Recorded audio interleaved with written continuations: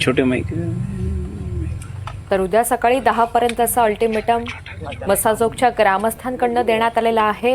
उद्या सकाळी 10 वाजेपर्यंत मागण्या मान्य न झाल्यास आत्मदहन करण्याचा इशारा गावकऱ्यांनी दिलेला आहे. काही वेळापूर्वीच धनंजय देशमुख यांनी आपलं आंदोलन हे स्थगित केलेलं आहे, मागे घेतलेलं आहे. मात्र त्यांनी सरकारला थेट इशारा दिलाय आणि त्यांच्या या भूमिकेला गावकऱ्यांचा खंबीर पाठिंबा आहे. त्यांनी सुद्धा उद्या आत्मदहन करण्याचा इशारा दिलेला आहे. सकाळी 10 वाजेपर्यंत उद्या या सर्व मागण्या मान्य व्हाव्यात अशी भूमिका या गावकऱ्यांनी मांडली आहे. दरम्यान भावाला न्याय मिळेपर्यंत मी माघार घेणार नाही असं देशमुखांनी म्हटलंय. आम्हाला तपासाची संपूर्ण माहिती हवी आहे ती द्या. आरोपींना कुणाकुणाचा फोन आला असा सवालही त्यांनी प्रशासनाला विचारलेला आहे. माझा भाऊ गेलेला आहे, मला न्याय पाहिजे असंही धनंजय देशमुख म्हणतायत.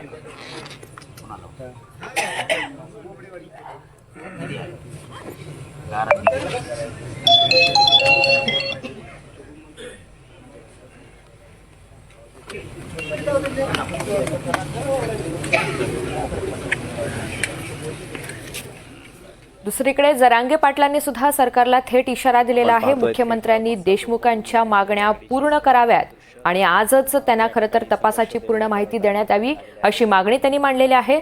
आरोपींना सोडणार नाही मुख्यमंत्री म्हणालेले होते. आता देवेंद्र फडणवीस त्यांची ही जबाबदारी आहे अशी आठवण त्यांनी करून दिली आहे. महाराष्ट्र आणि समाज तुमच्या पाठीशी आहे असा विश्वास त्यांनी धनंजय देशमुख यांना दिलेला आहे. खंडणी आणि हत्येचे आरोपी एकच आहेत असा थेट आरोप जरांगे पाटील करतायत. त्यामुळे आरोपी वाचवताय असा संशय येतोय. मुख्यमंत्र्यांना उद्देशून जरांगे पाटलांनी हा थेट आरोपच केलाय. एकही आरोपी सुटला तर राज्य बंद पाडेन असा थेट गंभीर इशाराही मनोज जरांगे पाटलांनी या संपूर्ण प्रकरणामध्ये सरकारला दिलेला आहे. खटला फास्ट ट्रॅकमध्ये चालवा ही मागणी त्यांनी मांडलेली आहे.